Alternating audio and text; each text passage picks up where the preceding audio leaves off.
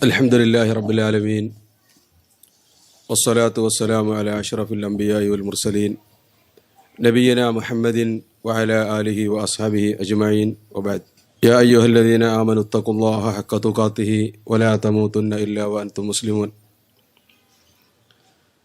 യാ അയ്യുഹന്നാസു തഖൂ റബ്ബക്കുമുല്ലദീ ഖലഖക്കും മിൻ നഫ്സിൻ വാഹിദ വഖലഖ മിൻഹാ സൗജഹാ വബസ്സ മിൻഹുമാ റിജാലൻ കസീറൻ വനിസാഅ واتقوا الله الذي تساءلون به والأرحام إن الله كان عليكم رقيبا.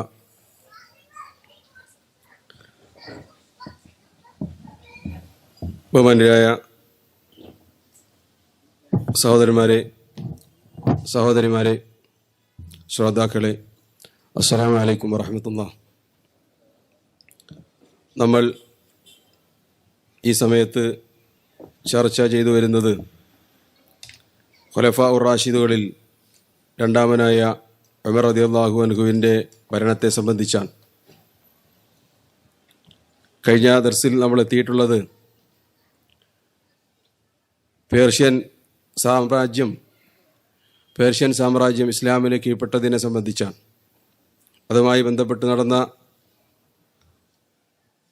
ഏറ്റവും പ്രധാനപ്പെട്ട യുദ്ധമായിരുന്നു ഖാദിസിയ്യ യുദ്ധം. അതിലൂടെയായിരുന്നു പേർഷ്യൻ സാമ്രാജ്യത്തിൻ്റെ ആസ്ഥാനവും കൊട്ടാരങ്ങളും സ്ഥിതി ചെയ്തിരുന്ന മദായിൻ മുസ്ലിങ്ങൾക്ക് കീഴ്പ്പെട്ടത്. മദായിൻ മുസ്ലിങ്ങളുടെ കയ്യിൽ വന്നതോടുകൂടി അവിടെ ഉണ്ടായിരുന്ന യസ്ദജർദ് മൂന്നാമൻ ചക്രവർത്തി അവിടുന്ന് ഓടിപ്പോയ കാര്യം നമ്മൾ സംസാരിച്ചിരുന്നു.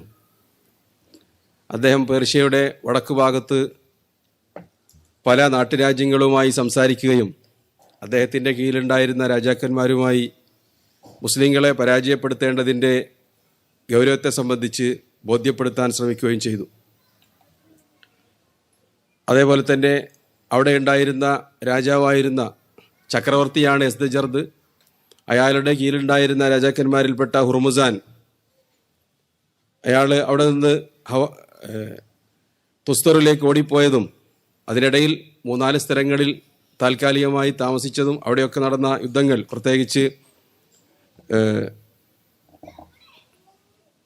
അഹ്വാസിൽ 2 പോരാട്ടങ്ങൾ നടന്നതിനെ സംബന്ധിച്ചൊക്കെ കഴിഞ്ഞ ദർസുകളിൽ നമ്മൾ പ്രതിപാദിക്കേണ്ടതാണ്. പേർഷ്യൻ സാമ്രാജ്യം ഛിന്നഭിന്നമായതോടുകൂടി തന്നെ അതിന് കീഴിലുണ്ടായിരുന്ന പല നാട്ടുരാജ്യങ്ങളും സ്വതന്ത്രമായി തന്നെ പ്രവർത്തിക്കുകയും എന്നാൽ അവരെല്ലാം മുസ്ലിങ്ങൾക്കെതിരിൽ പലപ്പോഴും ഒന്നിക്കുകയും ചെയ്യുന്നതാണ് നമ്മൾ പിന്നീട് കാണുന്നത്. യസ്ദജർദ് വടക്ക് ഭാഗത്തുണ്ടായിരുന്ന സിന്ധ്, അതേപോലെ തന്നെ മറുവ് എന്ന് പറയുന്ന നാട്, അത് ഇപ്പോൾ ആ പ്രദേശത്തിന് വേറെ പേരാണ്, താജിക്കിസ്ഥാൻ, അതേപോലെ അസർബൈജാൻ തുടങ്ങിയ നാടുകൾ, തുർക്ക് എന്ന് പറയുന്നത് മംഗോളിയക്കാരുടെ രാജ്യം, അതേപോലെ തന്നെ താർത്താരികൾ, അവിടെയൊക്കെയുള്ള നാട്ടുരാജ്യങ്ങളുമായി ബന്ധപ്പെട്ട് മുസ്ലിങ്ങൾക്കെതിരെ വലിയ ഒരു സൈന്യത്തെ തന്നെ സംഘടിപ്പിക്കുകയുണ്ടായി. ഓരോ സമയത്തും അവിടെ ഉണ്ടായിരുന്ന ഇറാഖിലുണ്ടായിരുന്ന അമീർമാർ ഉമർ റളിയല്ലാഹു അൻഹുവിന് ആ വിവരങ്ങളെ സംബന്ധിച്ച്, അവിടെ നടക്കുന്ന കാര്യങ്ങളെ സംബന്ധിച്ച് വിവരം നൽകിക്കൊണ്ടിരുന്നു. അതിൻ്റെ അടിസ്ഥാനത്തിൽ തന്നെ യസ്ദജർദിൻ്റെ നീക്കങ്ങളുടെ വിവരം മദീനയിൽ എത്തിയതിൻ്റെ അടിസ്ഥാനത്തിൽ ഉമർ റളിയല്ലാഹു അൻഹു മദീനയിൽ പ്രമുഖരായ സഹാബിമാരെയെല്ലാം വിളിച്ചുകൂട്ടി അതിനെ സംബന്ധിച്ച് കൂടിയാലോചന നടത്തുകയുണ്ടായി. ഉമർ റളിയല്ലാഹു അൻഹു ഖാദിസിയ്യ യുദ്ധത്തിലെ പോലെ തന്നെ നേരിട്ട് അദ്ദേഹത്തിന് പേർഷ്യയിലേക്ക് പോകാനുള്ള ആഗ്രഹം പ്രകടിപ്പിച്ചു. എന്നാൽ പ്രമുഖരായ സഹാബിമാരെല്ലാം, പ്രത്യേകിച്ച് ഉസ്മാൻ ബിൻ അഫ്ഫാൻ റളിയല്ലാഹു അൻഹു, അതേപോലെ അബ്ദുറഹ്മാൻ ബിൻ ഔഫ്, അവരെല്ലാം അദ്ദേഹത്തിൻ്റെ താല്പര്യത്തിന് എതിർക്കുകയുണ്ടായി. അലി റളിയല്ലാഹു അൻഹു എഴുന്നേറ്റ് നിന്ന് ശക്തമായി തന്നെ അമീറുൽ മുഅ്മിനീൻ മദീനയിൽ തുടരേണ്ടതിൻ്റെ ആവശ്യകത ഊന്നി പറഞ്ഞുകൊണ്ട് സംസാരിച്ചു. സഹാബിമാരുടെ നിർബന്ധത്തിന് വഴങ്ങിക്കൊണ്ട് ഖാദിസിയ്യ യുദ്ധത്തിലെ പോലെ തന്നെ ഉമർ റളിയല്ലാഹു അൻഹു അവിടേക്ക് കരുത്തനായ ഒരു പോരാളിയെ കമാൻഡറായി നിശ്ചയിക്കുവാനുള്ള തീരുമാനത്തിലേക്ക് എത്തിച്ചേർന്നു. സഹാബിമാരോട് ചോദിക്കുകയുണ്ടായി, ആരാണ് അവിടേക്ക് യോഗ്യനായി നിങ്ങൾ കാണുന്നത്? പല പേരുകളും ചർച്ചയിൽ വന്നെങ്കിലും അവസാനമായി ഉമർ റളിയല്ലാഹു അൻഹു തന്നെ അവിടേക്ക് യോഗ്യനായ അമീറിനെ നിർദ്ദേശിക്കുകയുണ്ടായി. അവിടെ നടക്കാൻ പോകുന്ന വലിയ യുദ്ധം ഫതഹുൽ ഫുതൂഹ് എന്ന പേരിൽ അറിയപ്പെടുന്ന നെഹാവന്ത് യുദ്ധമാണ്. അതാണ് യഥാർത്ഥത്തിൽ പേർഷ്യക്കാരുടെ വാട്ടർലൂ. അതിനുശേഷം പിന്നീട് വലിയൊരു യുദ്ധം പേർഷ്യക്കാരുമായി മുസ്ലിങ്ങൾക്ക് നടത്തേണ്ടി വന്നിട്ടില്ല. പിന്നീട് പേർഷ്യൻ സാമ്രാജ്യത്തിൻ്റെ വടക്ക് ഭാഗത്തുണ്ടായിരുന്ന മുഴുവൻ നാട്ടുരാജ്യങ്ങളും ഒന്നൊന്നായി ഇസ്ലാമിന് കീഴിലേക്ക് വന്ന ചരിത്രമാണ് നമ്മൾക്ക് വായിക്കാൻ പറ്റുന്നത്. നുഅ്മാൻ ഇബ്നു മുഖ്രിൻ റളിയല്ലാഹു അൻഹു സഹാബിമാരുടെ കൂട്ടത്തിൽ നമ്മൾ ഖുലഫാ ഉർ റാഷിദീങ്ങളുടെ ചരിത്രം പറഞ്ഞ സമയത്ത് തന്നെ പല സന്ദർഭങ്ങളിലും അദ്ദേഹത്തിൻ്റെ പേര് കടന്നു വന്നിട്ടുണ്ട്. മുർത്തദ്ദുകളുമായുള്ള പോരാട്ടത്തിൽ ആദ്യമായി നേതൃത്വം വഹിച്ചത് അബൂബക്കർ സിദ്ദീഖ് റളിയല്ലാഹു അൻഹുവിൻ്റെ കാലഘട്ടത്തിൽ നുഅ്മാൻ ഇബ്നു മുഖ്രിൻ റളിയല്ലാഹു അൻഹുവാണ്. അദ്ദേഹം മാത്രമല്ല, അദ്ദേഹത്തിൻ്റെ 3 സഹോദരന്മാരും. മദീനയുടെയും മക്കയുടെയും ഇടയിലെ മുസൈന ഗോത്രക്കാരനാണ് അദ്ദേഹം. നുഅ്മാൻ ഇബ്നു മുഖ്രിൻ അൽ മുസനി എന്നാണ് അദ്ദേഹത്തെ അറിയപ്പെടുന്നത് റളിയല്ലാഹു അൻഹു. അദ്ദേഹം മുസ്ലിമായതൊക്കെ വലിയ ചരിത്രമാണ്. ആവേശകരമായ അദ്ദേഹത്തിൻ്റെ ഇസ്ലാം ആശേഷണം ഖുർആനിൽ അള്ളാഹു സൂചിപ്പിച്ചിട്ടുണ്ട്. അദ്ദേഹം മുസ്ലിമായി വന്നപ്പോഴാണ്, അദ്ദേഹത്തിൻ്റെ ഗോത്രക്കാരും ഇസ്ലാമിലേക്ക് കടന്നു വന്നപ്പോഴാണ് വിശുദ്ധ ഖുർആനിൽ സൂറത്ത് തൗബയിൽ അള്ളാഹു ഒരു സൂക്തം അവതരിപ്പിച്ചത്. അതിനു മുമ്പ് അയറാബികളെ വിമർശിച്ചുകൊണ്ട് ഖുർആൻ ശക്തമായി ആക്ഷേപിച്ചുകൊണ്ടും വചനങ്ങൾ അവതരിപ്പിച്ചിട്ടുണ്ട് ഖുർആനിൽ. അൽ അയറാബു അശദ്ദു കുഫറൻ വ നിഫാഖ, ഗ്രാമീണരായ അറബികൾ അങ്ങേയറ്റം കാപട്യക്കാരും അതേപോലെ വിശ്വാസം മനസ്സിൽ തട്ടാത്ത ആളുകളുമാണ് എന്ന് ഖുർആൻ ആക്ഷേപിച്ചിരുന്നു. അതിൽ നിന്ന് വ്യത്യസ്തമായി ഇപ്പോൾ അള്ളാഹു അവരെ പ്രശംസിക്കുകയാണ്. ആര് മുസ്ലിമായപ്പോൾ? നുഅ്മാൻ ഇബ്നു മുഖ്രിൻ. അദ്ദേഹത്തിൻ്റെ ഗോത്രത്തിൻ്റെ നേതാവായിരുന്നു. ആളുകളെല്ലാം ഒരുമിച്ച് കൂട്ടി എന്നിട്ട് ചോദിക്കുകയുണ്ടായി, അല്ലയോ ജനങ്ങളെ, ആളുകൾ കൂട്ടം കൂട്ടമായി മുഹമ്മദിൽ വിശ്വസിക്കുന്നത് നിങ്ങൾ കേൾക്കുന്നില്ലേ? എന്തുകൊണ്ടാണ് നമ്മൾ മദീനയിൽ ചെല്ലുകയും എന്നിട്ട് മുഹമ്മദിനെ കാണുകയും എന്താണ് അദ്ദേഹത്തിൻ്റെ നിലപാട് എന്നറിയുകയും അതിനെ സംബന്ധിച്ചൊരു തീരുമാനത്തിലെത്തുകയും ചെയ്യാത്തത് എന്ന് അദ്ദേഹത്തിൻ്റെ ഗോത്രത്തിലെ പ്രമുഖരായ ആളുകളുമായി കൂടിയാലോചന നടത്തി. അങ്ങനെ അദ്ദേഹം തന്നെ പ്രഖ്യാപിക്കുകയുണ്ടായി, ഞാൻ നാളെ പുറപ്പെടുകയാണ്. പോരാൻ താല്പര്യമുള്ളവർക്ക് എൻ്റെ കൂടെ റസൂലുള്ളാഹിനെ കാണാൻ വേണ്ടി പോകാം. അദ്ദേഹം വിശ്വാസിയായിട്ടില്ല. അങ്ങനെ അദ്ദേഹം പോകുന്നു എന്നറിഞ്ഞപ്പോൾ 400ഓളം കുതിരപ്പടയാളികളാണ് കുതിരയുമായിട്ടാണ് അദ്ദേഹത്തിൻ്റെ ഗോത്രക്കാർ നബി സല്ലല്ലാഹു അലൈഹി വസല്ലം തങ്ങളുടെ അടുത്തേക്ക് യാത്രയായത്. ആ കൂട്ടത്തിൽ അദ്ദേഹത്തിൻ്റെ സഹോദരന്മാരും ഉണ്ടായിരുന്നു. സഹാബിമാരുടെ കൂട്ടത്തിലെ ഏറ്റവും വലിയ അംഗങ്ങളുള്ള കുടുംബം 11 സഹോദരന്മാരുണ്ടായിരുന്നു അദ്ദേഹത്തിന്. 11 പേരും ആ കൂട്ടത്തിലുണ്ടായിരുന്നു. അവരെല്ലാം, അതിൽ പ്രത്യേകിച്ചും 4-5 പേര് നമ്മൾ പലപ്പോഴും പേർഷ്യക്കാരുമായുള്ള പോരാട്ടത്തിലും അതേപോലെ മുർത്തദ്ദുകളുമായുള്ള യുദ്ധത്തിലൊക്കെ കേൾക്കാറുണ്ട്. നുഅ്മാൻ ഇബ്നു മുഖ്രിൻ റളിയല്ലാഹു അൻഹുവും ഗോത്രവും മുസ്ലിമായപ്പോൾ അള്ളാഹു അവരെ പ്രശംസിച്ചുകൊണ്ട് പറയുകയുണ്ടായി, വമിനൽ അഅറാബി മൻ യുഅ്മിനു ബില്ലാഹി വൽ യൗമിൽ ആഖിർ വയത്തഖിദു മാ യുൻഫിഖു ഖുർബാത്തിൻ ഇൻദല്ലാഹി വസലവാത്തിർ റസൂൽ. അഅറാബികളെല്ലാവരും നിഷേധക്കാരും കാപട്യക്കാരുമല്ല. എന്നാൽ വമിനൽ അഅറാബി മൻ യുഅ്മിനു ബില്ലാഹി വൽ യൗമിൽ ആഖിർ, അള്ളാഹുവിലും ആഖിറത്തിലും വിശ്വസിക്കുന്ന ആളുകളും അവരുടെ കൂട്ടത്തിലുണ്ട്. വയത്തഖിദു മാ യുൻഫിഖു ഖുർബാത്തിൻ ഇൻദല്ലാഹ്, അള്ളാഹുവിൻ്റെ അടുക്കൽ അവർ ചെലവഴിക്കുന്നത് പ്രതിഫലമായി ലഭിക്കണമെന്ന് അവർ ആഗ്രഹിക്കുന്നവരുമാണ്. വസലവാത്തിർ റസൂൽ, നബി സല്ലല്ലാഹു അലൈഹി വസല്ലം തങ്ങൾ അങ്ങനെ സകാത്ത് നൽകുമ്പോൾ അവർക്ക് വേണ്ടി ആ സകാത്ത് സ്വീകരിച്ചതിന് ശേഷം പ്രാർത്ഥിക്കാറുണ്ട്. അതുമാണ് അവർ ആഗ്രഹിക്കുന്നത്. അലാ ഇന്നഹാ ഖുർബത്തുൽ ലഹും, അത് അള്ളാഹു സ്വീകരിക്കുന്ന പുണ്യകർമ്മമാണ്. സയുദ്ഖിലുഹുമുല്ലാഹു ഫീ റഹ്മത്തിഹി, അവരുടെ ആ പ്രവൃത്തി കാരണം അള്ളാഹു അവരെ സ്വർഗത്തിൽ പ്രവേശിപ്പിക്കുക തന്നെ ചെയ്യും എന്ന് അള്ളാഹു അവരെ പ്രശംസിച്ചുകൊണ്ട് ഖുർആനിലൂടെ സൂക്തം അവതരിപ്പിക്കുകയാണ്. അപ്പോൾ ഗ്രാമീണരാണ് ഇവർ. അയറാബികൾ എന്ന വിശേഷണത്തിന് അർഹരായിരുന്നു ആദ്യകാലത്ത്. പിന്നീട് ഇസ്ലാം ആശ്ലേഷണം നടത്തി. അതിനുശേഷം അദ്ദേഹം നബി സല്ലല്ലാഹു അലൈഹി വസല്ലം തങ്ങളുടെ കൽപ്പന അനുസരിച്ചുകൊണ്ട് അദ്ദേഹത്തിൻ്റെ ഗോത്രക്കാരും ഇസ്ലാമിൽ അടിയുറച്ചു നിന്നു എന്നുള്ളത് നമുക്ക് ചരിത്രത്തിൽ കാണാൻ പറ്റും. അദ്ദേഹത്തിനെയാണ് ഉമർ റളിയല്ലാഹു അൻഹു കമാൻഡറായി നിശ്ചയിച്ചത്. അതിന് ആ സമയത്ത് ഉമർ റളിയല്ലാഹു അൻഹു പറഞ്ഞ ഒരു വാചകമുണ്ടായിരുന്നു, ഞാൻ നെഹാവന്തിലേക്ക് നിയോഗിക്കുന്നത് യുദ്ധസമയത്ത് കുന്തത്തിനു മുന്നിൽ ചാടുന്ന വ്യക്തിയെയാണ് എന്നാണ്. ഉമർ റളിയല്ലാഹുവിന്റെ ആ വാക്കിന് പല വിശദീകരണങ്ങളും നൽകപ്പെട്ടിട്ടുണ്ട്. കുന്തമുനകളെക്കാൾ വാൾമുനകളെക്കാൾ മൂർച്ചയുള്ള വ്യക്തി, അതല്ലെങ്കിൽ അതിലേറെ വേഗതയാർന്ന വ്യക്തി, അതല്ലെങ്കിൽ യുദ്ധസമയത്ത് ആദ്യമായി ഷഹീദാകുന്ന വ്യക്തി എന്നൊക്കെ ഉമർ റളിയല്ലാഹുവിന്റെ ആ പ്രയോഗത്തിന് പണ്ഡിതന്മാർ വിശദീകരണം നൽകിയിട്ടുണ്ട്. ഏതായിരുന്നാലും അദ്ദേഹത്തിനെ കമാൻഡറായി നിശ്ചയിച്ചു. എന്നിട്ട് ഇറാഖിലുണ്ടായിരുന്ന ഗവർണർമാരോട് ഉമർ റളിയല്ലാഹു നിശ്ചയിച്ച അബൂ മുസൽ അശ്ശരി, അതേപോലെ തന്നെ ഹുദൈഫത്ത് ബിനുൽ യമാൻ തുടങ്ങിയ അവിടെ ഉണ്ടായിരുന്ന സഹാബിമാരോട് നുഅ്മാൻ ഇബ്നു മുഖ്രിന്റെ നേതൃത്വത്തിൽ നഹാവന്ദിലേക്ക് പുറപ്പെടാനുള്ള കൽപ്പന ഉമർ റളിയല്ലാഹു അൻഹു കൊടുത്തയക്കുകയുണ്ടായി. അതിൻ്റെ അടിസ്ഥാനത്തിൽ പേർഷ്യൻ രാജ്യങ്ങളിൽ ഇറാഖ്, ഇറാൻ ഭാഗത്ത് മുസ്ലിങ്ങൾക്ക് കീഴ്പ്പെട്ടിരുന്ന പ്രദേശത്ത് നിന്നുള്ള ആളുകളാണ് പടയാളികളായി അങ്ങോട്ട് എത്തിച്ചേർന്നത്. മദീനയിൽ നിന്ന് അബ്ദുല്ലാഹിബ്നു ഉമർ റളിയല്ലാഹു അൻഹുമ അദ്ദേഹത്തിന്റെ നേതൃത്വത്തിൽ പ്രമുഖരായ സഹാബിമാരും ആ യുദ്ധത്തിലേക്ക് പുറപ്പെട്ടിട്ടുണ്ട്. ജരീർ ബിൻ അബ്ദുല്ലാഹിൽ ബുജലി, അതേപോലെ തന്നെ മുഗീറത്ത് ബിൻ ശുഅബ, അദ്ദേഹത്തിനെ ഒരു സമയത്ത് തിരിച്ചു വിളിച്ചതായിരുന്നു ബസറയിൽ നിന്ന്. അങ്ങനെയുള്ള പ്രമുഖരായ ഒരു സംഘം സഹാബിമാരും ആ യുദ്ധത്തിൽ പങ്കെടുക്കുന്നതിന് വേണ്ടി അബ്ദുല്ലാഹിബ്നു ഉമർ റളിയല്ലാഹു അൻഹുവിന്റെ നേതൃത്വത്തിൽ നഹവാന്ദിലേക്ക് നീങ്ങി.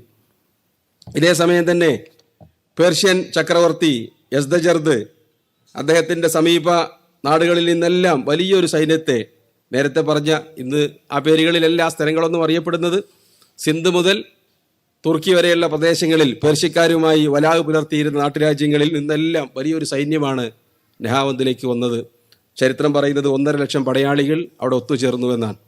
അതറിഞ്ഞപ്പോൾ പല സഹാബിമാരും ഉമർ റളിയല്ലാഹുവിനോട് നിർദ്ദേശിച്ചു, മദീനയിൽ നിന്നും മക്കയിൽ നിന്നും അതേപോലെ യമനിൽ നിന്നും ഷാമിൽ നിന്നും സൈന്യത്തെ തിരിച്ചു വിളിച്ച് അവിടെയൊക്കെയുള്ള ആളുകളെ അങ്ങോട്ട് നിയോഗിക്കാൻ.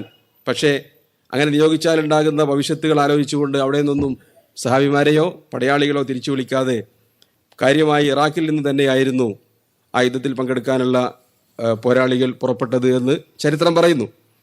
ഏതായിരുന്നാലും നഹാവന്ദിൽ ആദ്യമായി എത്തിച്ചേർന്നത് യസ്ദജർദിന്റെ സൈന്യമാണ്. മുസ്ലിങ്ങളുടെ കമാൻഡർ നുഅ്മാൻ ഇബ്നുൽ മുഖ്രിൻ. യസ്ദജർദ് അങ്ങോട്ട് നേരിട്ട് പുറപ്പെട്ടിരുന്നില്ല. അദ്ദേഹം ഫൈറുസാൻ, അതേപോലെ ദുൽഹാജിബ് അവരുടെ സ്ഥാനപ്പേരാണ് ഈ കമാൻഡർമാർക്ക് നൽകുന്നത്. അങ്ങനെയുള്ള 2 കമാൻഡർമാരുടെ നേതൃത്വത്തിലാണ് സൈന്യത്തെ നഹാവന്ദിലേക്ക് നിയോഗിച്ചിരുന്നത്. അവരാദ്യം തന്നെ അവിടെ എത്തി. എന്നിട്ട് വിശാലമായ പ്രദേശത്ത് ടെൻ്റടിച്ചു, താമസമൊരുക്കി. അവർക്ക് താമസിക്കാൻ നഹാവന്ദിൽ തന്നെ ഇന്നും അവശിഷ്ടങ്ങളായി അവശേഷിക്കുന്ന കോട്ടകൾ അവിടെയുണ്ട്. അവരെ സംരക്ഷിക്കാൻ പറ്റുന്ന രൂപത്തിലുള്ള മലമടക്കുകളുണ്ട്. അവർക്ക് വിശാലമായി 1.5 ലക്ഷം സൈന്യത്തിന് താമസിക്കാനുള്ള വിശാലമായ ഒഴിഞ്ഞ പ്രദേശങ്ങളുണ്ട്. അങ്ങനെയുള്ള സ്ഥലത്ത് വന്ന് ആദ്യം തന്നെ താമസിക്കുകയും അവരുടെ മുൻഭാഗത്ത് മുസ്ലിങ്ങളുമായി ഏറ്റുമുട്ടേണ്ട പ്രദേശത്ത് വലിയ കിടങ്ങുകൾ കുഴിക്കുകയും ചെയ്തു. അത് അവരുടെ ഒരു യുദ്ധമുറയാണ്.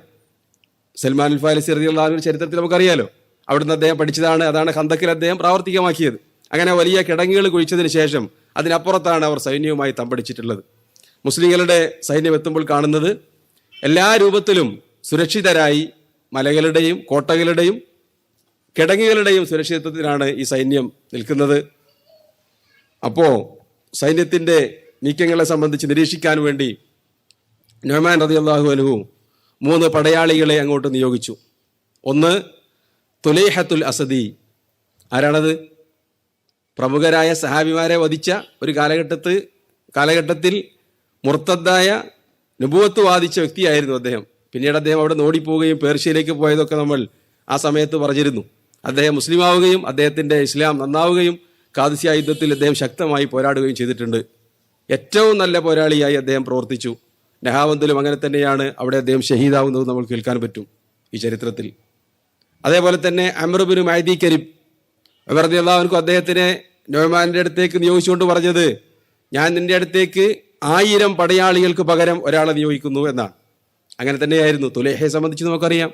സാബിത്ത് ബിൻ അക്രം റളിയല്ലാഹു അൻഹുവിനെയും അതേപോലെ ഉക്കാശ ബിൻ മുഹ്സനെയും വധിച്ചത് ദ്വന്ദ്വ യുദ്ധത്തിൽ തുലൈഹയാണ്. വളരെ ശക്തവാനായിരുന്നു അദ്ദേഹം. അതേപോലെ തന്നെ അംർ ബിൻ അബി സൽമ റളിയല്ലാഹു അൻഹും അജ്മഈൻ, അവരെ 3 പേരെയുമാണ് ആദ്യമായി നുഅ്മാൻ ശത്രുക്കളുടെ ഭാഗത്തേക്ക് നിയോഗിക്കുന്നത്. അവിടെ എത്തിയപ്പോൾ അവർ കാണുന്നത് നേരത്തെ പറഞ്ഞ രൂപത്തിലുള്ള എല്ലാ തയ്യാറെടുപ്പുകളുമായി അവർ കാത്തിരിക്കുന്നതാണ്. അതിനപ്പുറത്തേക്ക് ആധുനിക യുദ്ധമുറകളിൽ ഉപയോഗിക്കുന്ന ഈ മൈനുകൾ എന്ന് പറയാറുണ്ടല്ലോ, ചെറിയ സ്ഫോടക വസ്തുക്കൾ പാകുന്നത്, അതിന് പകരമായി അന്ന് ഉപയോഗിച്ചിരുന്നത്, പകരമായല്ല, അതിൻ്റെ ഉത്ഭവം അവിടുന്നായിരിക്കാം, അവർ ഇരുമ്പിൻ്റെ മുള്ളുകളായിരുന്നു ഈ മരുഭൂമിയിലൊക്കെ പാകിയിരുന്നത്. പുറമെ നോക്കിക്കഴിഞ്ഞാൽ ഒന്നും കാണാൻ പറ്റൂല. കുതിരപ്പടയാളികളുമായി മുന്നേറ്റം നടത്തുന്ന ആളുകളുടെ കുതിരയുടെ കാലുകളെ അത് കീറുകയും പിന്നീട് ആ മുന്നേറ്റത്തിന് തടസ്സമാവുകയും പെട്ടെന്ന് സൈന്യത്തെ കീഴടക്കാൻ പറ്റുകയും ചെയ്യുന്ന ഒരു യുദ്ധ രീതിയാണത്. അതവർ പ്രവർത്തിച്ചുകൊണ്ടായിരുന്നു അവിടെ ഒളിച്ചിരുന്നത്. ഏതായിരുന്നാലും ഈ കാര്യങ്ങളൊക്കെ നുഅ്മാൻ അറിഞ്ഞു. വലിയൊരു പ്രയാസകരമായ സാഹചര്യത്തിലാണ് അവർ എത്തിപ്പെട്ടിട്ടുള്ളത് എന്ന് സഹാബിമാർക്ക് ബോധ്യപ്പെട്ടു. ഈ സമയത്താണ് യസ്ദജർദ് അല്ലെങ്കിൽ ഫൈറുസാൻ, യസ്ദജർദിൻ്റെ കമാൻഡറാണല്ലോ, അയാൾ മുസ്ലിങ്ങളുടെ അടുത്തേക്ക് ബന്ദാർ എന്ന് പറയുന്ന ഒരു പടയാളിയെ നിയോഗിക്കുകയും നിങ്ങളുമായി ഒരു സന്ധി സംഭാഷണത്തിന് ഞങ്ങൾ ഒരുക്കമാണ് എന്ന് അറിയിക്കുകയും ചെയ്തു. അവരുടെ ഭാഗത്തു തന്നെയാണ് ആദ്യമായി ആൾ വന്നത്. സാധാരണ എല്ലാ യുദ്ധത്തിന് മുമ്പിലും അവർ നടത്താറുള്ള ഒരു പരിപാടിയാണ്. ആ സമയത്ത് നുഅ്മാൻ റളിയല്ലാഹു അൻഹു അവരോട് സംസാരിക്കാൻ വേണ്ടി മുഗീറത്ത് ബിൻ ശുഅബ റളിയല്ലാഹു അൻഹുവിനെയാണ് നിയോഗിച്ചത്. അദ്ദേഹം ഇതിനു മുമ്പും ഖാദിസിയയിൽ സംസാരിക്കാൻ പോയിട്ടുണ്ട്. ഈ സമയത്തും അദ്ദേഹത്തിനെ തന്നെയാണ് നിയോഗിച്ചത്. അദ്ദേഹത്തിൻ്റെ തനതായ ഗ്രാമീണ ശൈലിയിലാണ് അങ്ങോട്ട് എത്തിയത്. അത് അവരെ സംബന്ധിച്ചിടത്തോളം വളരെ പ്രയാസകരമായിരുന്നു. എന്നിട്ട് ഫൈറുസാൻ്റെ അടുത്ത് തന്നെ ഇരുന്ന് അദ്ദേഹം സംസാരിക്കാൻ ആരംഭിച്ചു. അതായത് ഫൈറുസാൻ കയറി ചെന്ന ഉടനെ തന്നെ അദ്ദേഹത്തിനോട് കയർത്തുകൊണ്ട് സംസാരിച്ചു. അയാൾ പറഞ്ഞ വാചകങ്ങളൊക്കെ ഉണ്ട്. അൻതും മാഷറിൽ അറബ്, നിങ്ങൾ അറബികളെന്ന് പറഞ്ഞാൽ അബ്വാദൻ നാസിദാറൻ വഅഷ്കൻ നാസി മഈശത്തൻ, ഏറ്റവും ദുരിതം പിടിച്ച ജീവിതക്കാരാണ്. നിങ്ങൾക്ക് വയറ് നിറയാറില്ല, കാരണം പട്ടിണിക്കാരാണ്, കൃഷിയോ വ്യവസായമോ ഇല്ല. ഏറ്റവും ദരിദ്രം പിടിച്ച ദുരിതം നിറഞ്ഞ ജീവിതത്തിൻ്റെ ആളുകളാണ്, പരസ്പരം കലഹിക്കുന്ന ലോകത്തെ ഏറ്റവും നികൃഷ്ട ജീവികളാണ് നിങ്ങൾ എന്നൊക്കെ പറഞ്ഞുകൊണ്ട് ഫൈറുസാൻ വലിയൊരു പ്രസംഗം മുഗീറത്ത് ബിൻ ശുഅബ റളിയല്ലാഹു അൻഹുവിനോട്. ഉടനെ അദ്ദേഹം പ്രഭാഷണം നിർത്തിയതോടുകൂടി മുഗീറയുടെ മറുപടി, മാ അഖ്തഅത ശൈഅൻ മിൻ ഔസാഫിന, അല്ലയോ സൈനിക കമാൻഡർ, നിങ്ങൾ പറഞ്ഞ വിശേഷണത്തിൽ ഒന്നും വിട്ടുപോയിട്ടില്ല, ഞങ്ങൾ അങ്ങനെ തന്നെയായിരുന്നു. 100% ശരിയായ കാര്യങ്ങളാണ് നിങ്ങൾ പറയുകയുണ്ടായത്. പക്ഷേ അങ്ങനെ ഞങ്ങൾ ജീവിച്ചുകൊണ്ടിരിക്കെ അള്ളാഹു അവൻ്റെ ദൂതനെ ഞങ്ങൾക്കിടയിലേക്ക് നിയോഗിച്ചു. ഞങ്ങൾ ആ പ്രവാചകനിൽ വിശ്വസിച്ചു. ഇന്ന് നിങ്ങൾക്ക് മുമ്പ് പരിചയമുള്ള അറബികളല്ല ഞങ്ങൾ. അള്ളാഹു അവൻ്റെ അടിയാറുകളെ ജനങ്ങൾ തീർത്ത മതിൽക്കെട്ടുകളിൽ നിന്ന് ഇസ്ലാമിൻ്റെ അനന്തമായ സ്വാതന്ത്ര്യത്തിലേക്ക് ക്ഷണിക്കാൻ വേണ്ടി നിയോഗിച്ചതാണ്. അതുകൊണ്ട് തന്നെ നിങ്ങൾ ഈ പറയുന്ന കാര്യങ്ങൾക്കൊന്നും പ്രസക്തിയില്ല എന്ന് അദ്ദേഹം പറയുകയുണ്ടായി. ഫൈറുസാൻ പറയുകയുണ്ടായി, ഞാൻ എൻ്റെ സൈന്യത്തിനോട് നിന്നെയും നിന്റെ കൂടെ വന്ന 12ഓളം സഹാബിമാരെയും കൂട്ടിയായിരുന്നു മുഗീറ അങ്ങോട്ട് പോയത്. അദ്ദേഹമാണ് സംസാരിക്കാൻ പ്രവേശിച്ചത് എന്നാണ് പറയപ്പെടുന്നത്. നിങ്ങളെ എല്ലാവരെയും ഇപ്പോൾ അമ്പെയ്ത് കൊല്ലാതിരിക്കാനുള്ള കാരണം നിങ്ങളെ വിടുകയാണ് സ്വതന്ത്രരായി.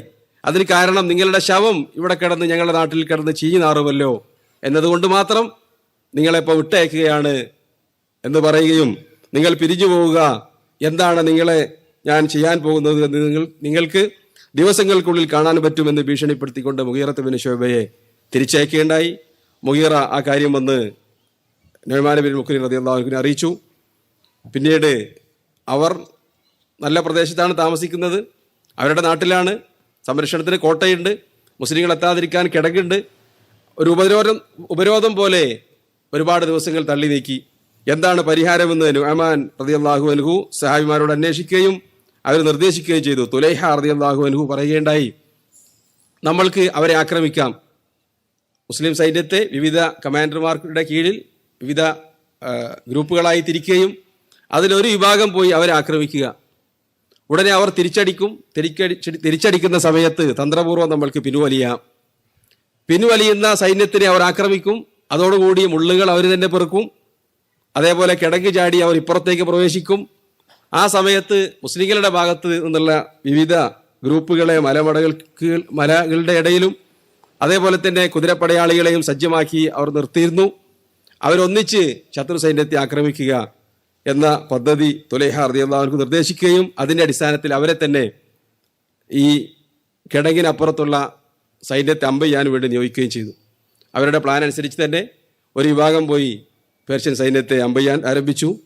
അവർ തിരിച്ചമ്പെയ്തു. അമ്പെയ്ത്ത് ശക്തമായപ്പോൾ മുസ്ലിങ്ങൾ പിന്തിരിഞ്ഞോടി അവരുടെ കാഴ്ചപ്പാടിൽ.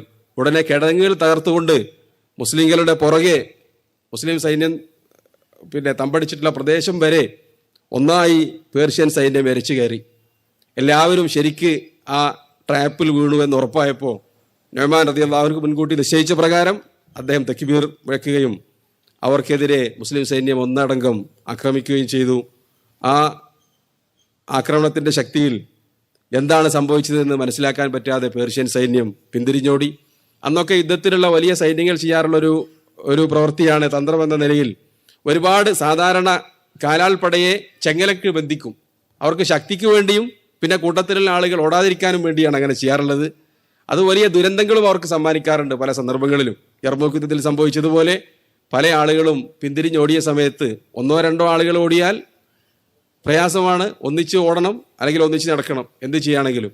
പക്ഷേ ഇവിടെ പല ആളുകളും പല രൂപത്തിലായതുകൊണ്ട് തന്നെ കിടങ്ങിൽ വീടുകൊണ്ടൊക്കെ അവരുടെ 1.5 ലക്ഷം പടയാളികൾ മഹാഭൂരിഭാഗവും ആ യുദ്ധത്തിൽ കൊല്ലപ്പെട്ട് നശിച്ചുപോയി എന്നാണ് അൽ ബിദായ വന്നിഹായ പോലെയുള്ള ചരിത്രഗ്രന്ഥങ്ങളിൽ പണ്ഡിതന്മാർ വിശദീകരിച്ചിട്ടുള്ളത്.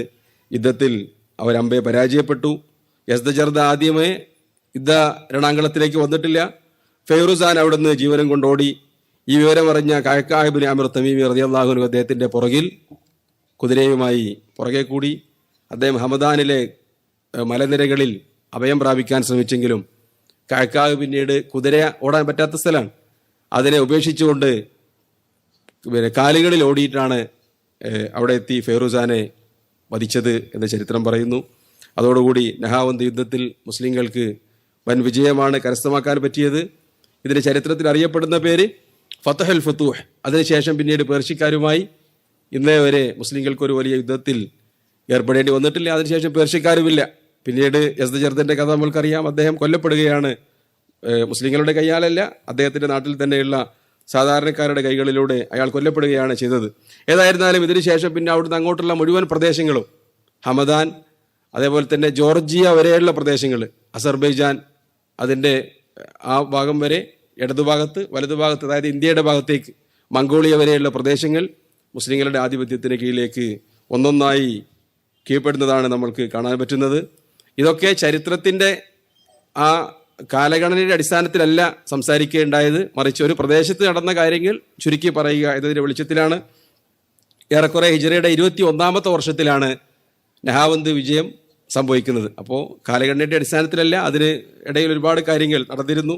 ആ പ്രദേശത്തുണ്ടായ കാര്യങ്ങൾ ചുരുക്കി പറയുക എന്നതിൻ്റെ അടിസ്ഥാനത്തിലാണ് ഈ രൂപത്തിൽ സംസാരിക്കേണ്ടായത്. ഇതോടുകൂടി പേർഷ്യക്കാരുടെ സാമ്രാജ്യം തകർന്നു. അവർക്ക് ഇടയിലേക്ക് ഇസ്ലാം വ്യാപിക്കാൻ തുടങ്ങി. അവരുടെ നാട്ടുരാജ്യങ്ങളിലേക്ക്, അവിടെയുള്ള പല പ്രദേശങ്ങളിൽ നിന്നും കൂട്ടം കൂട്ടമായി ആളുകൾ ഇസ്ലാമിലേക്ക് കടന്നു വന്നു. അല്ലാത്തവർ ജിസിയ നൽകിക്കൊണ്ട് ഇസ്ലാമിക രാജ്യത്തിന് കീഴിലാണ് ജീവിക്കാൻ ആരംഭിച്ചത്. അവിടെയൊക്കെ തന്നെ മുസ്ലിങ്ങൾക്ക് ഗനീമത്തായി ലഭിച്ചത് മുമ്പ് പറഞ്ഞതുപോലെ മദായിനിലെ കൊട്ടാരത്തിൽ നിന്ന് ലഭിച്ചതുപോലെയുള്ള ഗനീമത്ത് സ്വത്തുകളാണ് നഹാവന്തിൽ നിന്നും അതേപോലെ ഹമദാനിൽ നിന്നൊക്കെ അവർക്ക് ലഭിച്ചത്. ഹമദാനിൽ നിന്ന് മുസ്ലിങ്ങൾക്ക് ലഭിച്ച 2 സ്വർണ്ണ പോട്ടുകൾ, ഈ നിധികൾ സൂക്ഷിക്കാൻ വേണ്ടി ഉണ്ടാക്കുന്ന വലിയ കുടങ്ങൾ, 2 പാത്രങ്ങൾ, മൺകുടമല്ല, അവരുടെ ഇരുമ്പിൻ്റെയോ മറ്റോ 2 പാത്രങ്ങൾ അവർക്ക് ലഭിച്ചു.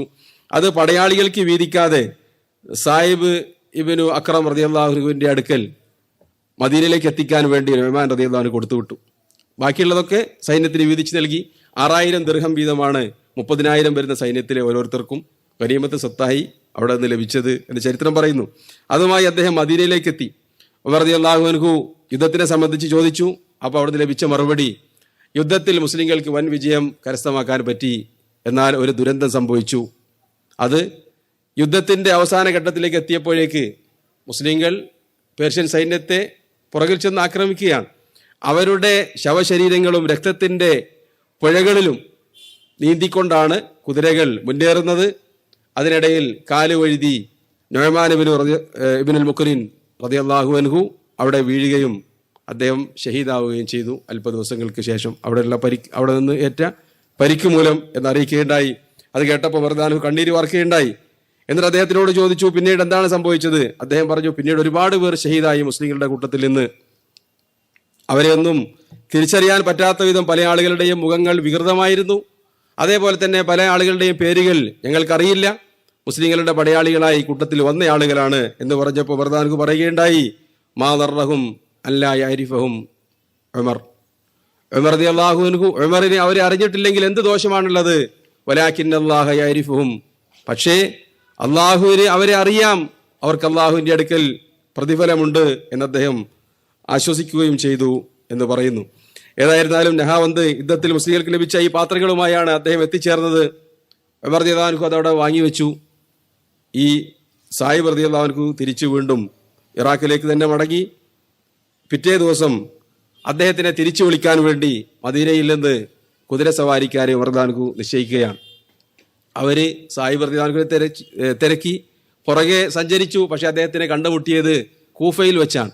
ആ രൂപത്തിലുള്ള തിരിച്ചു പോകലാണ് അദ്ദേഹം നടത്തിയത്. അദ്ദേഹത്തിനെ കണ്ടു ചോദിച്ചു, അല്ലേ മനുഷ്യ, നിങ്ങൾക്ക് വിശ്രമമൊന്നുമില്ലേ? ഈ സാധനം കൊടുത്തിട്ട് ദിവസങ്ങളോളം നിങ്ങൾ കുതിര സവാരിയുമായി വേഗതയിൽ മുന്നേറുകയായിരുന്നു എന്ന് ചോദിച്ചപ്പോൾ അദ്ദേഹം ചോദിച്ചു, എന്താണ് പ്രശ്നം? ഉമർ റളിയല്ലാഹു അൻഹു നിങ്ങളെ തിരിച്ചു വിളിച്ചിട്ടുണ്ട്, അദ്ദേഹത്തിൻ്റെ അടുക്കലേക്ക് മടങ്ങി വരാൻ കൽപ്പിക്കുന്നു. അദ്ദേഹം ഭയന്നു, എന്തിനാണ് എന്നെ തിരിച്ചു വിളിക്കുന്നത്? തിരിച്ചു വിളിച്ച് അദ്ദേഹം മദീനയിലെത്തി. അപ്പോൾ ഉമർ റളിയല്ലാഹു അൻഹു പറഞ്ഞത്, നിങ്ങൾ കൊണ്ടുവന്ന പാത്രങ്ങൾ നിങ്ങൾ മടക്കി കൊണ്ടുപോവുക. അദ്ദേഹം അന്ന് രാത്രി ഒരു സ്വപ്നം കണ്ടു. ഉമർ റളിയല്ലാഹു അൻഹു അദ്ദേഹത്തിൻ്റെ മലക്കുകൾ ഈ 2 പാത്രവും തീയിൽ കത്തുന്നതാണ് അദ്ദേഹം സ്വപ്നം കാണുന്നത്. 2 മലക്കുകൾ പിടിച്ചിട്ട് ഈ തീയിലേക്ക് ഉമർ റളിയല്ലാഹു അൻഹുവിനെ പിടിച്ചു വലിക്കുന്ന ഒരു സ്വപ്നം അദ്ദേഹം കാണുകയും അത് ഭയന്നുകൊണ്ട് അദ്ദേഹത്തിന് മനസ്സിലായി, ഈ സ്വർണ്ണ കൂമ്പാരങ്ങൾ മദീനയിൽ സ്വീകരിക്കാനുള്ളതല്ല, ഇതിൻ്റെ അർഹരാരാണ്? പടയാളികളാണ്. അതിൽ നിന്ന് 5-1 മാത്രമാണ് ഇസ്ലാമിക സാമ്രാജ്യത്തിന് ലഭിക്കാനുള്ളത്. പക്ഷേ ഉമർ റളിയല്ലാഹു അൻഹു അത് സ്വീകരിച്ചില്ല. അത് മുഴുവൻ അവിടെയുള്ള പടയാളികൾക്ക് വിതരണം ചെയ്യുക എന്ന് പറഞ്ഞുകൊണ്ട് മടക്കി നൽകുകയും അദ്ദേഹം അവിടെ ചെന്ന് അത് പേർഷ്യക്കാരിൽപ്പെട്ട ഒരാൾക്ക് 4 ലക്ഷം ദിർഹമിന് വിൽക്കുകയും ചെയ്തു എന്നാണ് ചരിത്രം പറയുന്നത്. ആ കാശും അവർ ഗനീമത്തായി മുസ്ലിങ്ങൾക്ക് വിതരണം ചെയ്തു. അതിൻ്റെയൊക്കെ ചിത്രങ്ങളൊക്കെ പലതും നമ്മൾക്ക് നെറ്റിലൊക്കെ സെർച്ച് ചെയ്താൽ കാണാൻ പറ്റും. സ്വർണത്തിൻ്റെ കുതിരവണ്ടിയല്ല, സ്വർണ്ണവണ്ടിയാണ്. അതേപോലെയുള്ള ഒരുപാട് രൂപങ്ങളും ശില്പങ്ങളൊക്കെയാണ് അവർ സ്വർണം കൊണ്ടും അതേപോലെ തന്നെ മുത്തുകൾ കൊണ്ടുമൊക്കെ നിർമ്മിച്ചിരുന്നത്. ഈ പാത്രത്തിലുള്ളതല്ല, അവരുടെ കൊട്ടാരത്തിലുള്ള സ്വത്തുകളാണ്. നിധികളായി നമുക്കത് പെട്ടെന്ന് മനസ്സിലാക്കാൻ പറ്റും. നമ്മളുടെ നാട്ടിൽ ആ തരത്തിലുള്ള സംസ്കാരങ്ങൾ ഉണ്ടായതുകൊണ്ട് തന്നെ നിധികളായി അവർ സൂക്ഷിക്കാറുള്ളത് ഇത്തരത്തിലുള്ള സംഗതികളൊക്കെയാണ്. അങ്ങനെയുള്ള മുത്തുകളായിരുന്നു ഈ പാത്രത്തിലുണ്ടായിരുന്നത്. അതാണ് അവിടെ വിറ്റുകൊണ്ട് മുസ്ലിം സൈന്യത്തിന് അതിൻ്റെ സമ്പത്ത് തിരിച്ചു നൽകിയത്. ഇതൊക്കെയാണ് നഹാവന്ത് യുദ്ധവുമായി നമ്മൾക്ക് ചുരുക്കി മനസ്സിലാക്കാനുള്ളത്. ആ സമയത്ത് തന്നെ നടന്ന ഒരു വലിയ 1-2 അത്ഭുത സംഭവങ്ങളുണ്ട്. അതിലൊന്ന്, തുസ്തൂർ മുസ്ലിങ്ങൾ കീഴടക്കിയപ്പോൾ അവിടെ നേരത്തെ ഹുർമുസാനെ പിടിച്ച് ഹാജരാക്കിയ കാര്യം നമ്മൾ പറഞ്ഞിരുന്നു. അദ്ദേഹത്തിൻ്റെ ഖജനാവിൽ നിന്ന് അവർക്ക് ലഭിച്ച 2 അത്ഭുത വസ്തുക്കൾ. ഒന്ന് ഒരാളുടെ മൃതശരീരം, മറ്റൊന്ന് അതിൻ്റെ അടുക്കൽ ഒരു ഇബ്രാനി ഭാഷയിലുള്ള ഒരു ഗ്രന്ഥം. അവരത് ഉമർ റളിയല്ലാഹു അൻഹുവിൻ്റെ അടുക്കലേക്ക് ഗ്രന്ഥം കൊടുത്തയച്ചു. എന്നിട്ട് എന്താണ് ചെയ്യേണ്ടത് എന്ന് ചോദിച്ചു. അപ്പോൾ ആ ഗ്രന്ഥം പരിഭാഷപ്പെടുത്താൻ പറഞ്ഞു ഉബയ്യ് ഇബ്നു കഅബ് റളിയല്ലാഹു അൻഹുവിനോട്. അദ്ദേഹം യഹൂദ പണ്ഡിതനായിരുന്നു ആദ്യം, പിന്നീട് മുസ്ലിം ആയതാണ്. എബ്രാനി ഹിബ്രു ഭാഷ അദ്ദേഹത്തിന് അറിയായിരുന്നു. അത് പരിഭാഷപ്പെടുത്തിയപ്പോൾ തൗറാത്തിൻ്റെ ഏടുകളായിരുന്നു ആ ഗ്രന്ഥത്തിലുള്ള ഉണ്ടായിരുന്നത്. അവരോട് ചോദിച്ചു, ആരുടേതാണ് ഈ ജനാസ? അപ്പോൾ അവർ പറഞ്ഞത് ഇത് ദാനിയേലിൻ്റെതാണ്, ദാനിയേൽ പ്രവാചകൻ്റെതാണ് എന്നാണ് ആരവകാശപ്പെടുന്നത്? പേർഷ്യക്കാർ. അവർ വിഗ്രഹാരാധകരാണ്, മജൂസികളാണ്, അഗ്നി ആരാധകരാണ്. നിങ്ങൾക്ക് എന്താണ് ഈ പ്രവാചകന്റെ ശരീരത്തിൽ കാര്യം എന്ന് ചോദിച്ചപ്പോൾ അവർ പറഞ്ഞത്, വരൾച്ചയുള്ള സമയത്ത് ഞങ്ങൾ ഇസ്തിസ്കാ, മഴയ്ക്ക് വേണ്ടി പ്രാർത്ഥിക്കാറുള്ളത് ഈ ജനാസ പുറത്തേക്ക് ഇറക്കി വെക്കും, എന്നിട്ട് പ്രാർത്ഥിക്കാറാണ്, അങ്ങനെ ഞങ്ങൾക്ക് മഴ ലഭിക്കാറുണ്ട് എന്നവർ മറുപടി പറയുകയും ചെയ്തു. അപ്പോൾ ഉമർ റളിയല്ലാഹു അൻഹു കൽപ്പിക്കുകയുണ്ടായി, പകൽ സമയത്ത് 13 കബറുകൾ കുഴിക്കുക, എന്നിട്ട് ആളുകൾ ഉറങ്ങിക്കഴിഞ്ഞാൽ രാത്രി 13 സ്ഥലങ്ങളിൽ 13 കബറുകൾ കീറുക, 13 കബറുകൾ. എന്നിട്ട് രാത്രി അതിലേതെങ്കിലും ഒരു കബറിൽ നിങ്ങൾ ദാനിയേലിനെ മറവ് ചെയ്യുക. എന്തിനു വേണ്ടി? ആളുകൾക്ക് പിന്നീട് മയക്ക് പ്രാർത്ഥിക്കാൻ ആളെ കിട്ടാതിരിക്കാൻ വേണ്ടി. എന്ന് മാത്രമല്ല, പിന്നീട് ആളുകൾ അങ്ങനെയുള്ള പ്രവാചകന്മാരുടെയോ മറ്റോ ഒക്കെ എന്തെങ്കിലും ലഭിച്ചു എന്ന് കേട്ടാൽ നമ്മൾക്കറിയാം എന്താണ് കാട്ടിക്കൂട്ടുക എന്നുള്ളത്. ആ കാര്യം അറിയുന്നത് കൊണ്ട് തന്നെ ഉമർ റളിയല്ലാഹു അൻഹു ആളുകൾക്കത് അറിയാതിരിക്കാൻ വേണ്ടി അതിലേതെങ്കിലും ഒരു കബറിൽ അദ്ദേഹത്തിനെ മറവ് ചെയ്യാൻ കൽപ്പിച്ചു. ഇത് ചരിത്ര ഗ്രന്ഥങ്ങളിൽ സ്ഥിരപ്പെട്ട ഒരു കാര്യമാണ്. പക്ഷെ അവർ പറഞ്ഞത് 300 വർഷമായി മരണപ്പെട്ട ഒരു വ്യക്തിയുടെ മൃതശരീരമാണ് ഇതെന്നാണ് അവർ പറഞ്ഞ ആ റിപ്പോർട്ടിലുള്ളത്. അത് ശരിയാവാൻ സാധ്യതയില്ല. അൽ-ബിദായ വൻ-നിഹായ പോലെയുള്ള ഗ്രന്ഥങ്ങളിൽ പണ്ഡിതന്മാർ, അത് ഇബ്നു കസീറിനെ പോലെയുള്ള ചരിത്രകാരന്മാർ പറയുന്നത്, ഒന്നുകിൽ അത് ദാനിയേൽ പ്രവാചകന്റെ ശരീരമായിരിക്കുകയില്ല. ഇനിയാണെങ്കിൽ അവർ പറഞ്ഞ കാലഘടന തെറ്റാണ്. കാരണം ഈസാ നബി അലൈഹി സ്വലാമിനും മുഹമ്മദ് നബി സല്ലല്ലാഹു അലൈഹി വസല്ലം തങ്ങൾക്ക് ഇടയിൽ പിന്നെ ഒരു പ്രവാചകൻ ഉണ്ടായിട്ടില്ല.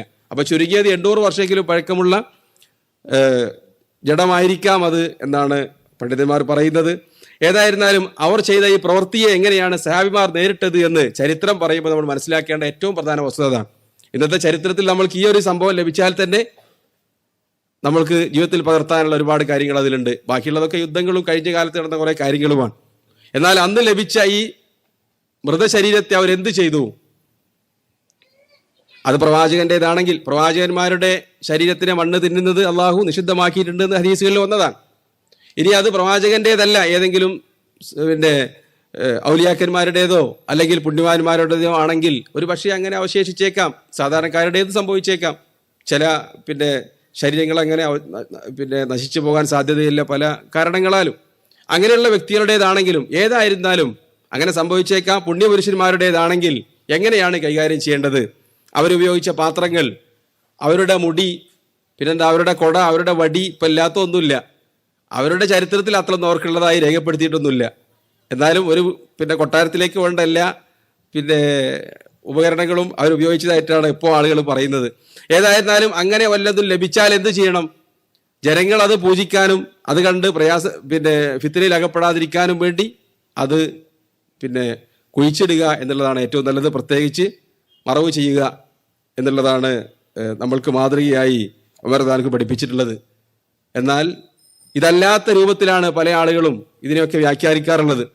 നമ്മൾക്കറിയാലോ ഇപ്പോൾ പാത്രത്തിൻ്റെയൊക്കെ അവസ്ഥ. അസ്ഹാബുൽ കഹ്ഫിന്റെ ചരിത്രം പറഞ്ഞുകൊണ്ട് ഖുർആൻ നമ്മളേത് പഠിപ്പിക്കുന്നുണ്ട്. ഖാലല്ലദീന ഗലബു അലാ അംരിഹിം ലനത്തഖിദന്ന അലൈഹിം മസ്ജിദ. അവരുടെ കൂട്ടത്തിലെ പ്രബലന്മാരായ ചില ആളുകൾ പറഞ്ഞു. ഏത് രൂപത്തിലാണ് അവർ പ്രബലന്മാരായത്? ശക്തി കൊണ്ടോ അതല്ലെങ്കിൽ അംഗബലം കൊണ്ടോ ഒക്കെ ആയിരിക്കാം. അവർ പറഞ്ഞു ലനത്തഖിദന്ന അലൈഹിം മസ്ജിദ. അസ്ഹാബുൽ കഹ്ഫിൽ ആ ഗുഹയിൽ നിന്ന് ലഭിച്ച ആളുകളെ എന്താണ് ചെയ്യേണ്ടത് എന്ന് അവർ ആലോചിക്കുകയും അവരെത്തിച്ചേർന്നത് അവരുടെ കൂട്ടത്തിലെ പ്രബലന്മാർ അവർ മരിച്ചു ഇറവികാതെ. അപ്പോൾ ആ കബറുകളുടെ മീതെ ഒരു വലിയ പള്ളി നമുക്ക് ഉണ്ടാക്കാം എന്ന് പറഞ്ഞു എന്നാണ്. അതും തെളിവായിട്ടാണ് പല ആളുകളും പറയാറുള്ളത്. യഥാർത്ഥത്തിൽ നേരെ തിരിച്ചാണ്. ഇതൊക്കെ അവരുടെ ശരീഅത്തിൽ ഇവിടെ അവർ പറയുന്നത് ഞങ്ങൾ മഴയ്ക്ക് വേണ്ടി പ്രാർത്ഥിക്കാറുണ്ടായിരുന്നു എന്നാണ്, ഇസ്തിസ്കാ നടത്താറുണ്ടായിരുന്നു എന്നാണ്. ഒന്നാമതായി നടത്താറുണ്ടായിരുന്നത് ആരാണ്? വിശ്വാസികളല്ലാത്ത മജൂസികളാണ്. അപ്പോൾ അവർക്കാണ് അത്തരം കാര്യങ്ങളൊക്കെ പരിപാടി ഉണ്ടായിരുന്നത്. ഇനി വിശ്വാസികളായ ആരെങ്കിലും ചെയ്യാറുണ്ടായിരുന്നോ? ഉണ്ടെങ്കിൽ നമ്മൾക്കതിൽ മാതൃകയുണ്ടോ? നമ്മളുടെ മുമ്പ് കഴിഞ്ഞു പോയ സമുദായങ്ങളിൽ ആരെങ്കിലും എന്തെങ്കിലും പ്രവർത്തിച്ചാൽ നമ്മൾക്കതിൽ മാതൃക ഉണ്ടാവണമെങ്കിൽ നബി സല്ലല്ലാഹു അലൈഹി വസല്ലം തങ്ങൾ പഠിപ്പിച്ചു തരണം. ഇവിടെയും അങ്ങനെ തന്നെയാണ്. ഈ ദാനിയേൽ പ്രവാചകന്റെ കാര്യത്തിലും അതേപോലെ തന്നെ അസ്ഹാബുൽ കഹ്ഫിന്റെ ചരിത്രത്തിലൊക്കെ നമ്മൾ മനസ്സിലാക്കേണ്ട കാര്യം അതാണ്. നബി സല്ലല്ലാഹു അലൈഹി വസല്ലം തങ്ങൾ മരണവേളയിൽ ഉമ്മു ഹബീബ റളിയല്ലാഹു അൻഹയും ഉമ്മു സലമ റളിയല്ലാഹു അൻഹയും അവർ രണ്ടാളും എത്യോപ്യയിലേക്ക് ഹിജ്റ പോയ സഹായിമാരുടെ കൂട്ടത്തിൽപ്പെട്ടതാണ്. അവിടെ കണ്ട മേരിയുടെ ഒരു ക്ഷേത്രം അല്ലെങ്കിൽ ഈ ചർച്ചിനെ സംബന്ധിച്ച് അവർ പറഞ്ഞു, മാരിയ എന്നാണ് അറബിയിൽ പറയാം. എന്നിട്ട് അവിടെയുള്ള തസാവീറുകൾ, അവിടെയുള്ള പ്രതിഷ്ഠകളെ, ചിത്രങ്ങളെ സംബന്ധിച്ചൊക്കെ നബി സല്ലല്ലാഹു അലൈഹി വസല്ലം തങ്ങളോട് ചരിത്രം പറയാൻ. അപ്പോൾ നബി സല്ലല്ലാഹു അലൈഹി വസല്ലം തങ്ങൾ പറഞ്ഞു, ഉലൈക്കൽ ഖൗം, ആ സമൂഹങ്ങൾ, ഇദാ മാത ഫീഹിമുർ റജുലു സാലിഹു ബനൗ അലാ ഖബ്രിഹി മസ്ജിദ, അവരുടെ കൂട്ടത്തിലെ ഏതെങ്കിലും സുഹൃതവാന്മാരിൽപ്പെട്ട സാലിഹികളായ ആരെങ്കിലും മരിച്ചാൽ അവരുടെ കബറുകൾക്ക് മീതെ പള്ളികൾ ഉണ്ടാക്കാറുണ്ടായിരുന്നു. ഉലൈക ശിറാറുൽ ഖൽഖി ഇൻദല്ലാഹ്, അള്ളാഹുവിന്റെ അടുക്കൽ ഏറ്റവും നികൃഷ്ട ജന്തുക്കൾ ഇങ്ങനെ സാലിഹികളുടെയും അമ്പിയാക്കളുടെയും കബറുകൾക്ക് മീതെ പള്ളി ഉണ്ടാക്കുന്നവരാണ് എന്ന് പഠിപ്പിക്കുകയാണ് നബി സല്ലല്ലാഹു അലൈഹി വസല്ലം തങ്ങൾ. അതുകൊണ്ട് തന്നെ നമ്മുടെ ശരീരത്തിൽ എന്ത് ചെയ്യാൻ പാടില്ല? അങ്ങനെ പള്ളി ഉണ്ടാക്കാൻ പാടില്ല. ഇനി അവരങ്ങനെ പള്ളി ഉണ്ടാക്കിയിട്ടുണ്ടെങ്കിൽ തന്നെ അത് തെറ്റായ സംഗതിയാണ്. വിശ്വാസികൾ അത് ചെയ്യാൻ പാടില്ല. അത് തന്നെയാണ് നമ്മുടെ ശരീരത്തിലും നിയമം. അതാണ് ഇങ്ങനെയുള്ള ദാനിയേൽ പ്രവാചകന്റെ ജനാസ ലഭിച്ചപ്പോൾ വിശ്വാസികൾ അത് മറവ് ചെയ്യുകയാണ് ചെയ്തത്. ഉമർ റളിയല്ലാഹുവിന്റെ കൽപ്പന പ്രകാരം എന്ന് നമ്മൾ ഇവിടെ പ്രത്യേകമായി മനസ്സിലാക്കിയിരിക്കൽ. നമ്മുടെ ഈ കാലഘട്ടത്തിൽ ഇത്തരം കാര്യങ്ങളുമായി അങ്ങനെയുള്ള സംഗതികളൊന്നുമല്ല. പ്രവാചകന്മാരൊക്കെ ഉപയോഗിച്ചത് കിട്ടിയാലുള്ള അവസ്ഥയാണത്. യഥാർത്ഥത്തിൽ ഓരോ കാര്യങ്ങൾ എഴുന്നള്ളിക്കാറുള്ളതാണ്. പ്രവാചകന്മാരുമായി യാതൊരു ബന്ധമില്ല എന്ന് മാത്രമല്ല, യഹൂദന്മാരുടെയോ ഒക്കെ അവശിഷ്ടങ്ങളായിരിക്കും അത്തരത്തിൽ എഴുന്നള്ളിക്കാറുള്ളത് എന്ന് നമുക്ക് മനസ്സിലാക്കാൻ പറ്റും. ഏതായിരുന്നാലും നഹാവത്തിന് ശേഷം പിന്നീട് ഇവിടുന്ന് അങ്ങോട്ടുള്ള പ്രദേശങ്ങൾ മുഴുവൻ ഇസ്ലാമിൻ്റെ കീഴിലേക്ക് വന്നു. അവരുടെ രാജാവായിരുന്ന യസ്ദജർദ് ഈ നേരത്തെ പറഞ്ഞ താജിക്കിസ്ഥാനിലേക്ക് ഓടിപ്പോയി. അവിടെ നിന്ന് രക്ഷയില്ലാതെ അദ്ദേഹം പിന്നീട് മംഗോളിയൻ രാജാവിനോട് അഭയം തേടി. പിന്നീട് ചൈനക്കാരോട് അഭയം ചോദിച്ചു. അവരുടെ ഒന്നും സഹായം വേണ്ട രൂപത്തിൽ കിട്ടാതെ അദ്ദേഹം ഒരിക്കൽ ഒരു സാധാരണക്കാരൻ്റെ വീട്ടിൽ നടന്നു വലഞ്ഞ് അദ്ദേഹത്തിൻ്റെ അടുക്കൽ ഈ അദ്ദേഹത്തിൻ്റെ പല നിധികളും കാര്യങ്ങളൊക്കെ ഉണ്ട്, അദ്ദേഹത്തിൻ്റെ താജ് കിരീടമുണ്ട്, അതുമായി വീട്ടിൽ കിടന്നുറങ്ങിയപ്പോൾ അവർക്ക് മനസ്സിലായി ഇത് യസ്ദജർദ് രാജാവാണ് എന്ന് തിരിച്ചറിയുകയും അദ്ദേഹത്തിനെ കൊന്ന് അദ്ദേഹത്തിൻ്റെ അടുക്കലുള്ള സ്വർണ്ണാഭരണങ്ങൾ കൊള്ളയടിക്കുകയും ചെയ്തു. ഈ വിവരം അറിഞ്ഞ തുർക്ക് മംഗോളിയക്കാർ അയാളെ കൊന്നിട്ട് ആ സ്വർണ്ണമൊക്കെ ആയിട്ട് അവരത് മോഷ്ടിച്ച് കൊണ്ടുപോവുകയും ചെയ്തു എന്നാണ് ചരിത്രം പറയുന്നത്. അതോടുകൂടി പേർഷ്യൻ സാമ്രാജ്യവും പേർഷ്യൻ ചക്രവർത്തിയും അസ്തമിച്ചു. നബി സല്ലല്ലാഹു അലൈഹി വസല്ലം തങ്ങൾ പറഞ്ഞിരുന്നു, ഇദാ ഹലക കിസ്റ ഫലാ കിസ്റ ബഅദഹു. കിസ്റയുടെ നാശത്തിന് ശേഷം പിന്നീട് കിസ്റയില്ല. കൈസറിന്റെ മരണത്തിന് ശേഷം പിന്നീട് ഒരു കൈസറില്ല. ആ രണ്ട് സാമ്രാജ്യത്തിൻ്റെയും അസ്തമനത്തെ സംബന്ധിച്ച് നബി സല്ലല്ലാഹു അലൈഹി വസല്ലം തങ്ങൾ പ്രവചിച്ചതുപോലെ തന്നെ ഇവിടെ അത് പുലർന്നതായിട്ടാണ് കൈസറിന്റെ കാര്യത്തിൽ നമ്മൾക്ക് രണ്ടുപേരുടെയും കാര്യത്തിൽ നമ്മൾ കാണാൻ പറ്റുന്നത്. ഒന്നാമതായി പേർഷ്യൻ രാജാവിൻ്റെ കാര്യത്തിൽ ഇവിടെ ഇപ്പോൾ നമ്മൾ മനസ്സിലാക്കുകയുണ്ടായി. ഇതോടുകൂടി ആ രാജ്യവും ആ സാമ്രാജ്യവും ചരിത്രത്തിൻ്റെ ഭാഗമായി. അവിടെയുള്ള ആളുകൾ നമുക്ക് ചരിത്രം പരിശോധിച്ചാൽ ഇന്ന് കാണുന്ന രൂപത്തിലുള്ള അവരുടെ പിന്മുറക്കാരാണ് എന്നുള്ള ഇറാനികൾ എന്ന് പല സമയത്തും നമ്മൾ സൂചിപ്പിക്കാറുണ്ടായിരുന്നു ക്ലാസ്സുകളിൽ. അവർ ഇസ്ലാമിനെ സംബന്ധിച്ച് സ്വീകരിച്ച നിലപാട് യഥാർത്ഥത്തിൽ ഏറ്റവും നല്ല രൂപത്തിൽ തന്നെയായിരുന്നു.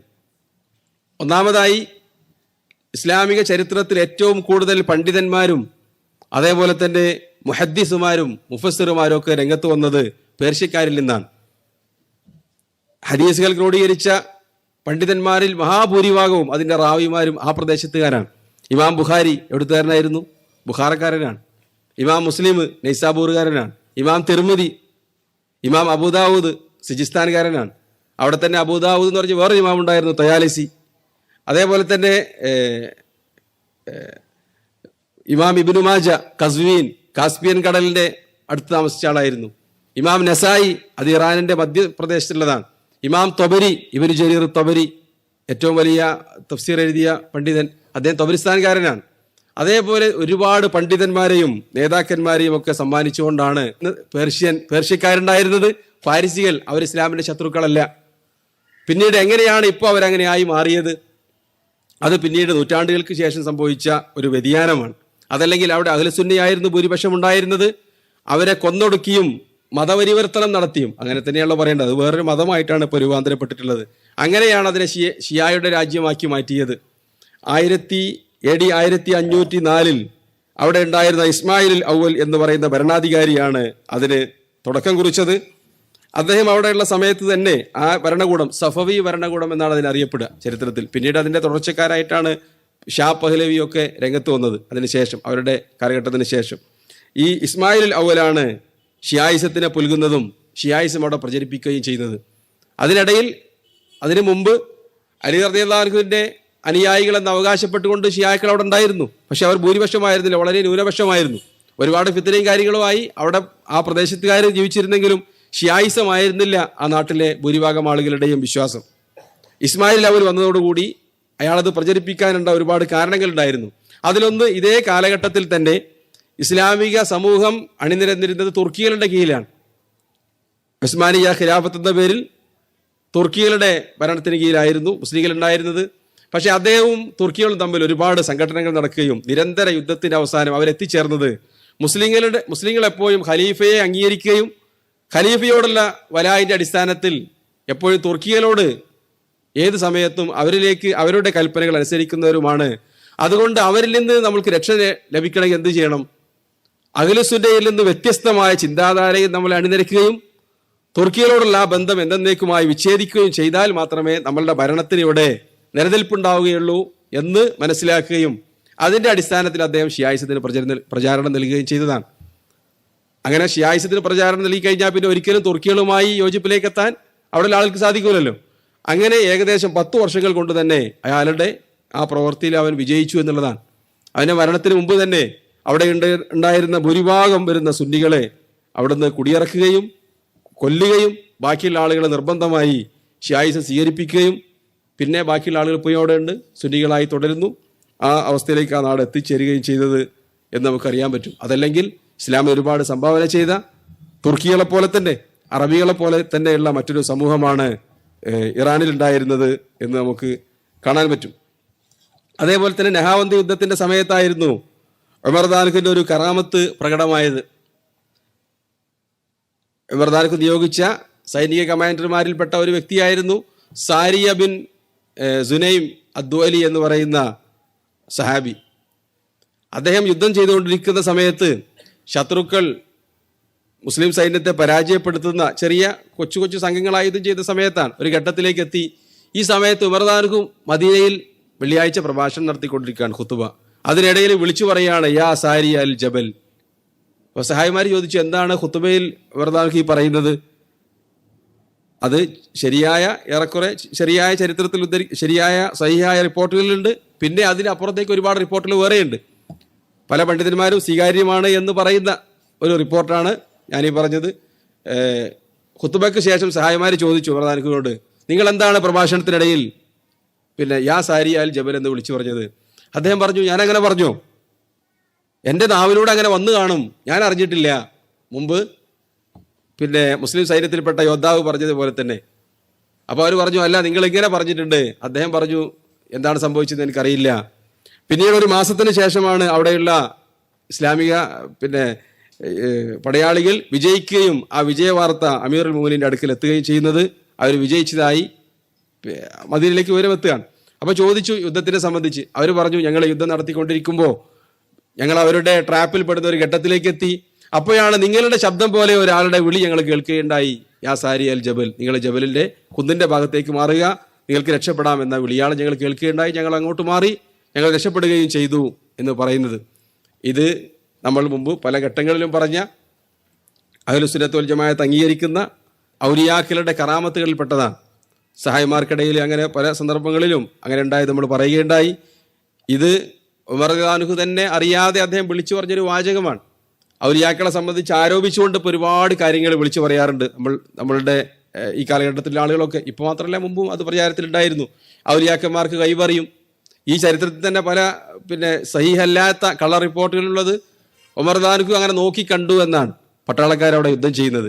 അപ്പോൾ വിളിച്ചു പറഞ്ഞതാണ്, അദ്ദേഹത്തിന് കശ്ഫ് ഉണ്ടായിരുന്നു, അതൊക്കെ കാണാനുള്ള കഴിവുണ്ടായിരുന്നു, ഔലിയാക്കന്മാർക്ക് അങ്ങനെ കൈപറിയാനുള്ള കഴിവുണ്ട്. അതൊന്നും അഹ്ലുസുന്നത്ത് വൽ ജമാഅത്തിന്റെ വിശ്വാസത്തിൽപ്പെട്ടതല്ല. മറിച്ച് കഴിഞ്ഞ ദർസിൽ നമ്മൾ വിശദീകരിച്ചതുപോലെ ഔലിയാക്കന്മാർക്ക് അള്ളാഹു സാധാരണ കാര്യകാരണ ബന്ധത്തിന്റെ അടിസ്ഥാനത്തിൽ സംഭവിക്കുന്നതല്ലാത്ത ചില കാര്യങ്ങൾ അള്ളാഹു നൽകിയേക്കാം. അതിൻ്റെ പേരാണ് കറാമത്ത്. അത് ഏതൊക്കെയാണ് എന്ന് നിർണ്ണയിക്കാൻ നമ്മൾക്ക് വ്യക്തമായി തെളിവുകളില്ല. എന്നാൽ അതോടൊപ്പം തന്നെ ഏതെങ്കിലും വലിയ അങ്ങനെ ഗൈബിയായ കാര്യങ്ങൾ അള്ളാഹു നൽകിയതായും സ്ഥിരപ്പെട്ടിട്ടില്ല. മറിച്ച് ഈ പറഞ്ഞ രൂപത്തിൽ പ്രധാനക്കും സംഭവിച്ച രൂപത്തിൽ അവരുടെ നാവിലൂടെ അല്ലെങ്കിൽ പ്രവൃത്തിയിലൂടെ അല്ലെങ്കിൽ ചില തോന്നലുകളിലൂടെയൊക്കെ സംഭവിച്ചതല്ലാതെ അവർക്ക് മറഞ്ഞ കാര്യങ്ങൾ അറിയാനുള്ള കഴിവോ വിദൂരത്ത് നടന്നുകൊണ്ടിരിക്കുന്ന കാര്യങ്ങൾ നമ്മുടെ നാട്ടിൽ ഒരാളെ കൈകൊണ്ട് ഇങ്ങനെ കാണിച്ചു എന്നാണ്. കൈകൊണ്ട് എന്താ നിങ്ങൾ ചെയ്യണമെന്ന് വെച്ചപ്പോൾ, ഞാൻ മക്കയിൽ കാബേൻ്റെ അടുത്തേക്ക് ഒരു പട്ടി വരുന്നത് കണ്ടു, അതിനെ ഓടിച്ചതാണ് എന്നാണ്. ഈ രൂപത്തിലൊക്കെ ഉള്ള ആ സ്ക്രീനിൽ കാണുന്ന പരിപാടിയൊന്നും ഔലിയാക്കളുടെ ജീവിതത്തിൽ ഉള്ളതായി ശരിയായ ഒരു ചരിത്രത്തിലും നമ്മൾക്ക് കാണാൻ സാധ്യമല്ല. ഇതാണ് ഈ പേർഷ്യൻ സാമ്രാജ്യവുമായി ബന്ധപ്പെട്ട് ചുരുങ്ങിയ രൂപത്തിൽ നമ്മൾക്ക് മനസ്സിലാക്കാനുള്ളത്. അല്ലാഹു സുബ്ഹാനഹു വ തആല ചരിത്രങ്ങൾ ശരിയായ രൂപത്തിൽ മനസ്സിലാക്കുവാനും അതിൽ നിന്നുള്ള ഗുണപാഠങ്ങൾ ഉൾക്കൊണ്ട് ജീവിക്കുവാനും നമ്മൾക്ക് എല്ലാവർക്കും തൗഫീക്ക് നൽകുമാറാവട്ടെ. റബ്ബനാ തഖബ്ബൽ മിന്നാ ഇന്നക അൻത സമീഉൽ അലീം വതുബ് അലൈനാ ഇന്നക അൻത തവ്വാബുർ റഹീം വആഖിറു ദഅവാനാ അൽഹംദുലില്ലാഹി റബ്ബിൽ ആലമീൻ. അസ്സലാമു അലൈക്കും വറഹ്മത്തുള്ളാഹി.